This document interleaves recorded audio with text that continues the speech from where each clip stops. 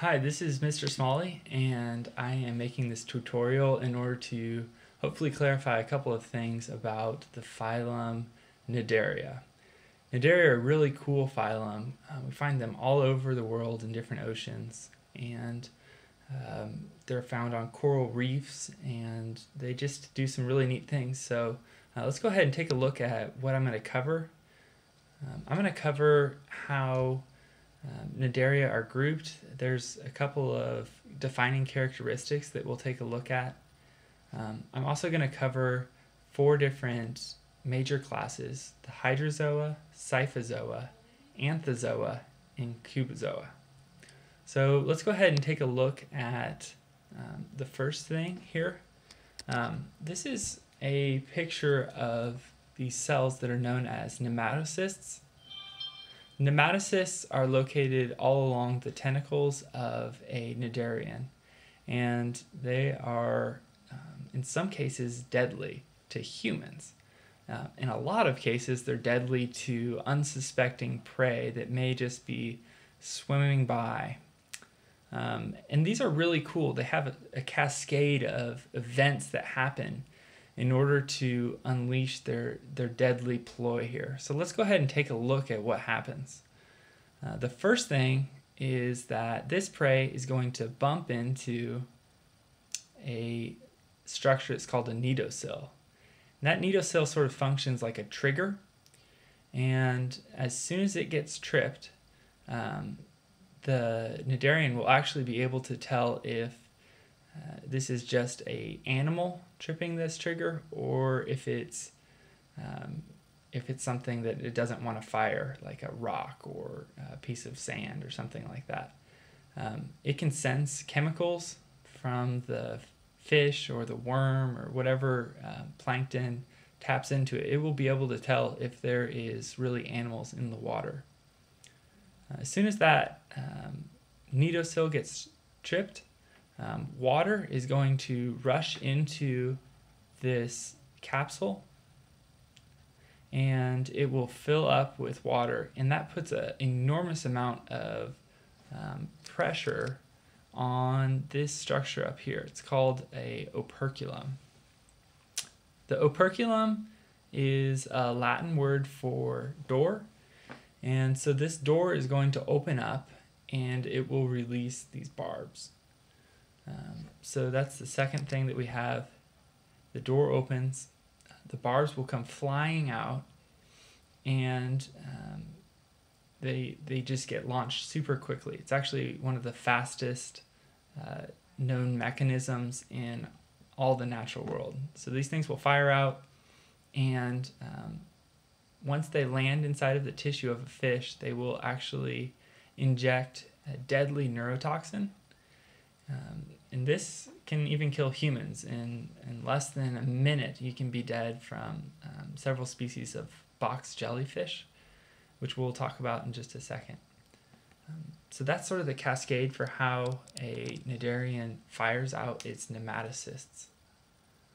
Let's take a look at the body plan of Cnidarians. There's 2 major body plans. The first one I'll talk about is the polyp, and next I'll talk about a Medusa. So on both of these body plans, there's an outer layer called the epidermis, a middle layer called a mesoglia, and a gastrodermis. Mesoglia isn't really a true tissue. It's sort of a jelly-like fill layer. Maybe that's not a really great way to say it, but it's actually not a true tissue. So I have my 3 layers here, and of course the thing that we always notice and what we think of when we think of Cnidarians is the tentacles. So these creatures both have tentacles, and they both have a mouth, which means they can eat and suck things into their gastrovascular cavity. So they're pretty similar in a couple of ways, but they're also different in several ways. First of all, the polyp is adapted to sedentary life. They don't really move. They're what we call sessile, and they have a tubular body with a mouth that's directed upward, It's surrounded by tentacles.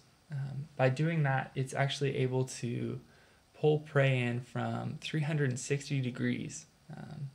So it can attack prey that is around it in 360 degrees, which is really helpful if it isn't able to move and seek its prey out. The mouth leads into a blind cavity that's this gastrovascular cavity here. So prey would come in and come in through this small mouth, and the aboral end is going to be attached by something that's called a pedal disc.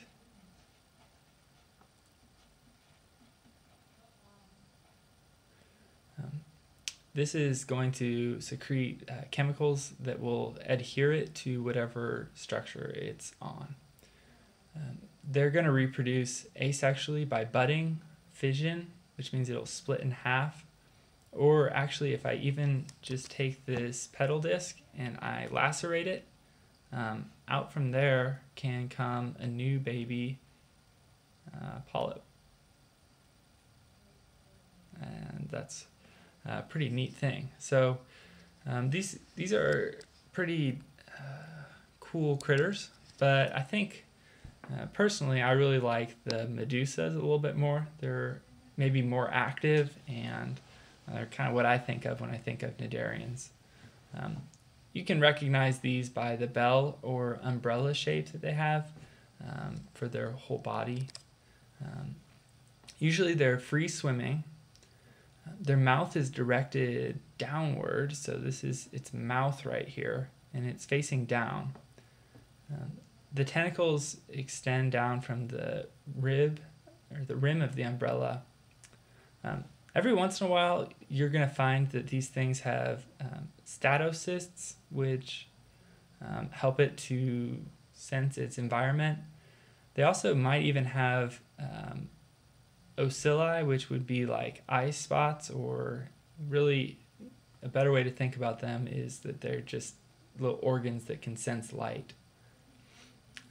One of the interesting things about Medusas is that, for years and years people were studying these, wondering, why do they swim? They're such a bad shape for swimming because they get so much water resistance as they swim through the water. So what are they doing? Well, scientists were actually able to look at these in more detail, and they found that when they swim, they actually suck in water with that contraction motion, and they actually are going to pull prey into their gastrovascular cavity. So if this is like a fish, let me fix it a little bit. This is a fish, and it's swimming along. Once this Medusa contracts, it actually will suck water into this underside where the mouth is located so that it can sting it. So that's really what they found out. The reason why these Medusa swim is not because they are trying to get somewhere, but it's just because they're trying to catch something. Okay, let's take a look at the last of the defining characteristics about Cnidarians. That's the nerve net. Cnidarians are the first animal that we see neurological functions in for the animal kingdom. This nerve net is an example of a diffused nervous system. That means that there's not a central nerve like we have a spinal cord that runs down our neck and it goes to our brain. These have no brain. They do have neurons though, and it's just a spread out mesh of neurons. They have two nerve nets. One's at the base of the epidermis and one at the base of the gastrodermis. They have nerve action potentials that get transmitted across synapses by neurotransmitters. So what does that mean? Well, if we take a look at a neuron, this is kind of like a crass diagram of a neuron here. And a neuron's going to receive a stimulus that we call an action potential. And that gets transmitted across this little gap.